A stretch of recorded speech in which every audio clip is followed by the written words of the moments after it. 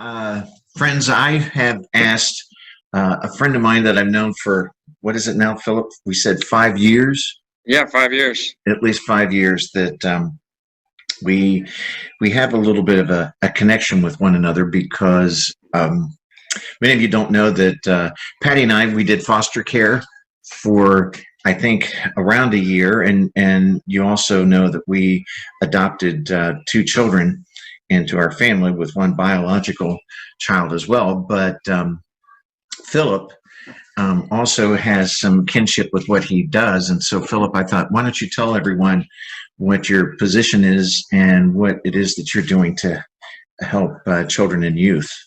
Yeah, so I'm a foster parent recruiter. I work with SAFY of Dayton. Um, SAFY is a private agency. We're started in 1984 and have grown since then. We're now in 7 different states, and we have about 30 divisions, 7 here in Ohio. Um, Ohio being our biggest state. We serve children from 0 to 18. We also have a Bridges program to teach independent living skills. So we continue that and strive to provide great families for our foster youth that come into care. Okay, so you've said there's always a tremendous need. We talked about this, every time I see you, that there's a tremendous need. So how many children and youth are currently being served in the state of Ohio right now? So currently there's almost 15,000 youth just here in Ohio. They are anywhere from infant to 18. And it's always a need. We consistently get around 1 to 2 referrals for new kids here in Dayton, about once to twice a day. So month-wise, we usually get about 35 to 40, but we end up having to turn away a lot of those youth, roughly about 85 to 90% a month. We just have to turn away due to not having a home or not, just not having a home. And so it's a struggle, and that's even before all of this going on. Right. And then, well, speaking of that, so we all know there's the pandemic that's happening right now. So because of the pandemic, things have changed. Yes. So how did you try to get your I don't want to say clients, I mean, but your children, into foster care? And now, how has all of that changed because of the pandemic? Because I know this is different because even you're doing a lot of work from home. I'm doing more work from home, and I'm certain that means a lot of your people are doing that as well. So how is all this transitioning? So a lot of it is transitioned to be virtual. We do a lot of visitations and everything virtually. One of the biggest things that we saw happen was a huge drop in investigations. What we have in the foster care system is a lot of mandated reporters, and the mandated reporters, when they see a problem or when they see warning signs of a kid getting, neglected or abused, they call into the foster care agency, Children's Services, and they start an investigation. So that way, if they need help, they can get help. We saw as soon as the lockdown started, we saw about a 50% drop in investigations. Mainly that's due to mandated reporters, those teachers and nurses and all those people that see kids aren't seeing them because everything transitioned virtually.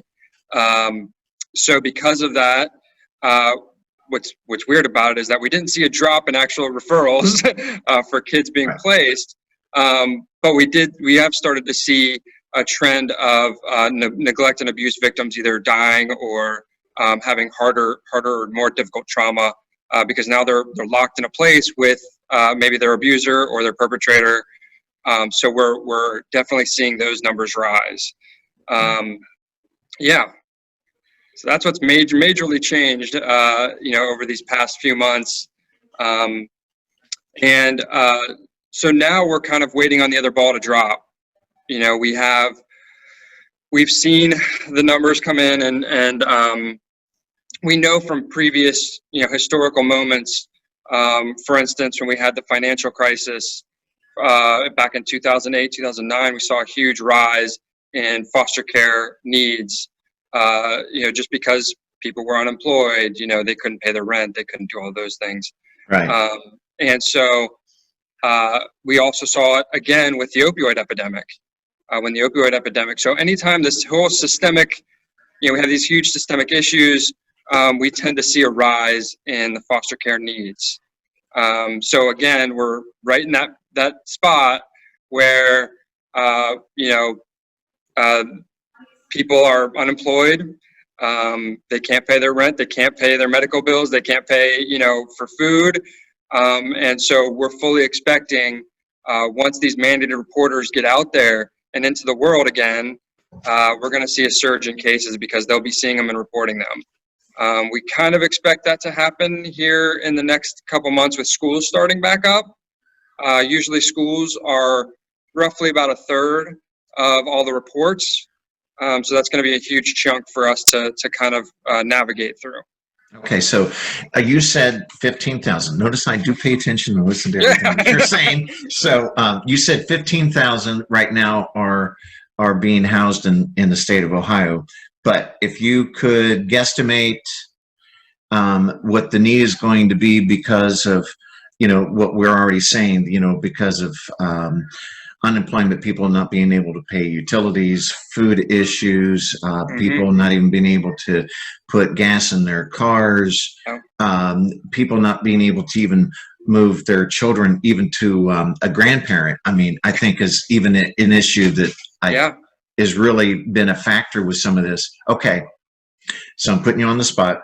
How many children and youth do you think will be the rise? Because I'm certain that there's a prediction of what they're thinking. So it's not, you know, we're not going to hold you to it, but what do you think? Yeah, I appreciate that.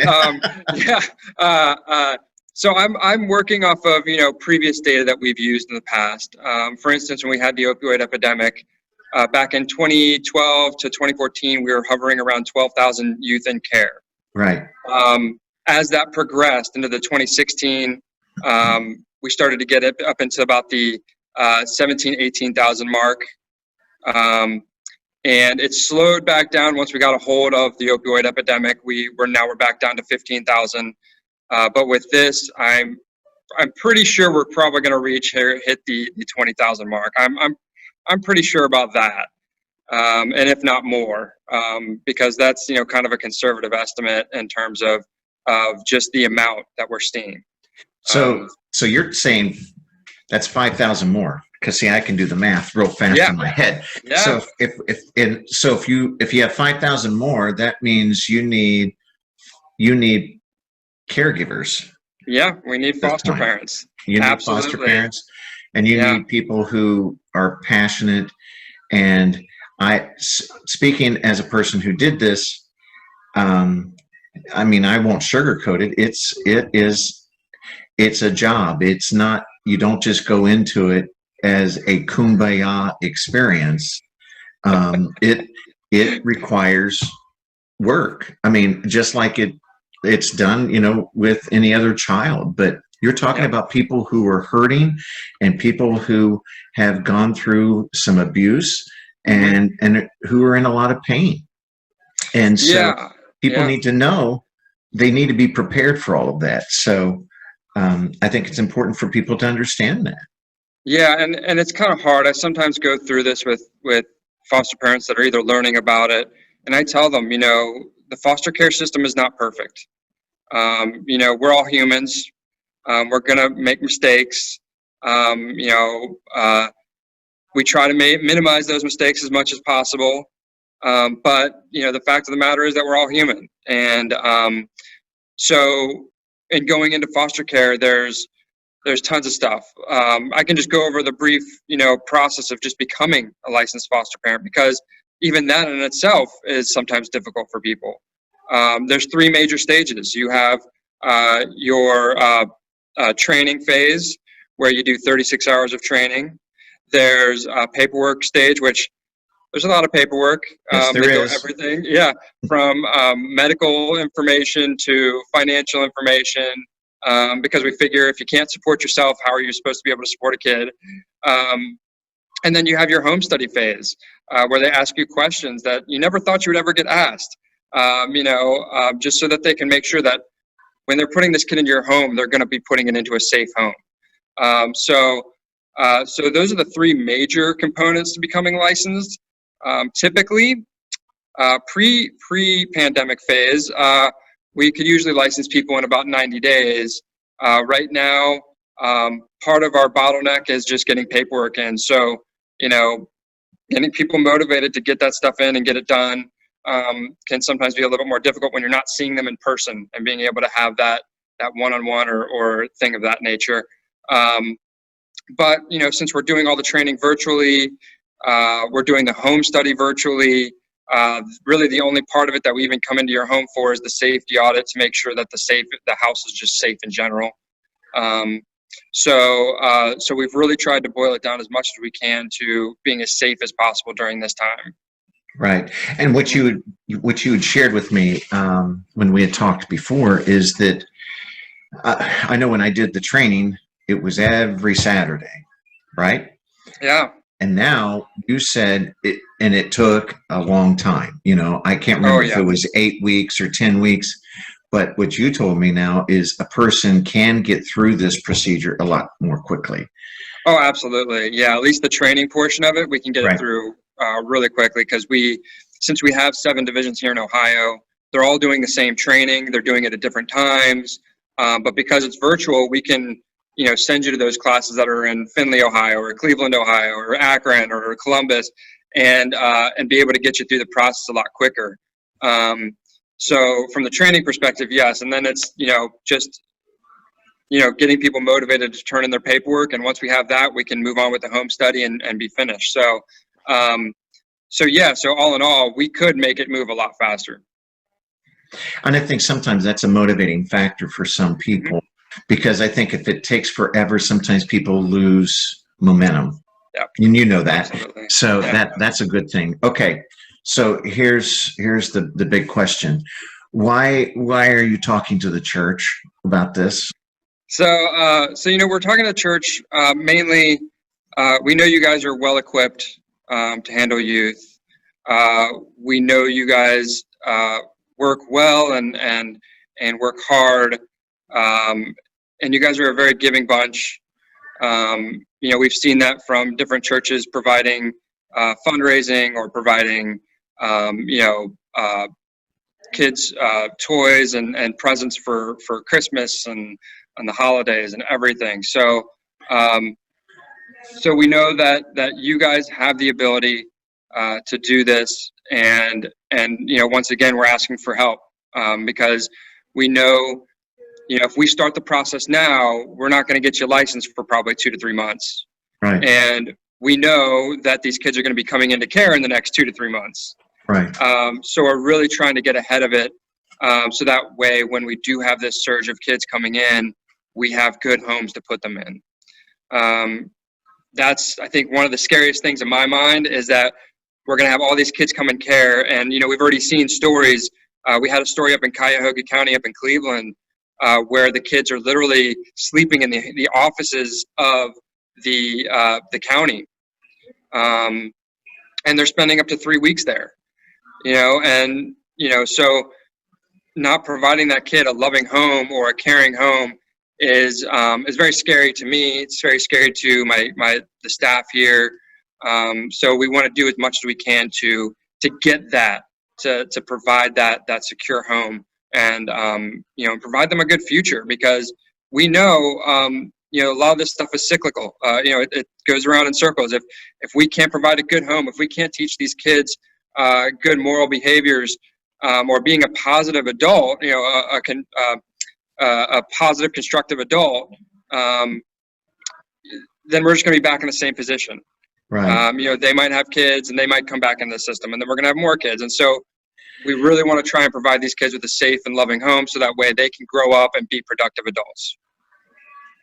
Yeah. So it gives them the chance that they never would have had. Hmm. And I think that's good. So it seems like what's next may be, providing maybe means of even more information. Hmm. And let's face it, I don't think this is just a one church type of experience. And you already know this too, but it's almost like I think people in our church or churches and other people who may be listening to this, they know other people who may be passionate about this, or they may know someone who may be able to fill a need with this. And I've known your organization and know what you stand for, and I know that you folks work really well to try to make certain that the people and the foundation are being maintained with the children and youth. And I think that's the difference with this. Yeah, we really focus really hard on making sure that we have as few disruptions as possible, because the last thing we want is a kid jumping from home to home. We go through about 3 different areas where we screen kids in order to make sure that when they come into your home that we're trying to get them to stay there. Right. Because we know that if it doesn't help anybody, if they're moving around, it doesn't help the foster parent, it doesn't help the county or the children's services, because they're having to place them all over the place. And, it doesn't help the youth, which is the main point, right? Because Right. if the youth is bouncing around, how can they feel secure, and how can they feel, psychologically safe? So we really Right. work hard on that. Well, one of the things that I preach on is that people are not perfect. Okay. Yep. That we aren't perfect. We mess up and we don't always do things right. Okay. Yep. So, I guess what I'm saying with this is what I've understood is you're not looking for a perfect person. You're looking for a person who is trying to make a difference. I look at that on your poster too, because I don't know of any perfect person or any perfect parent who's out there, but I do know people who want to make a difference. And I think that's what, you're trying to do. And we're just looking, we all want people who are safe. And I think that's what the need's all about. Yeah, absolutely.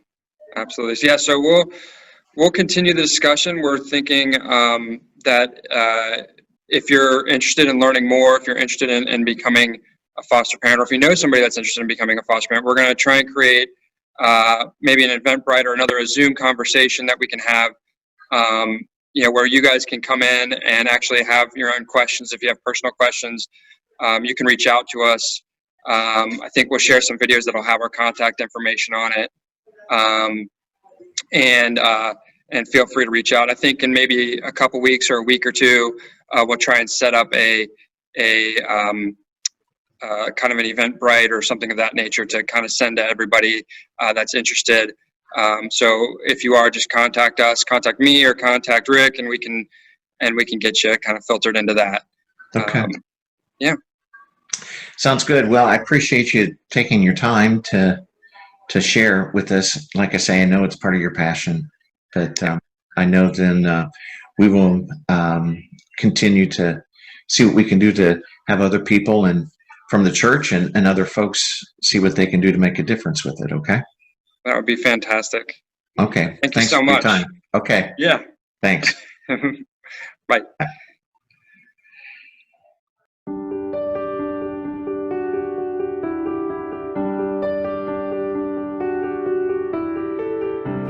I am more than what you think I am. I am a real person with real strengths and goals.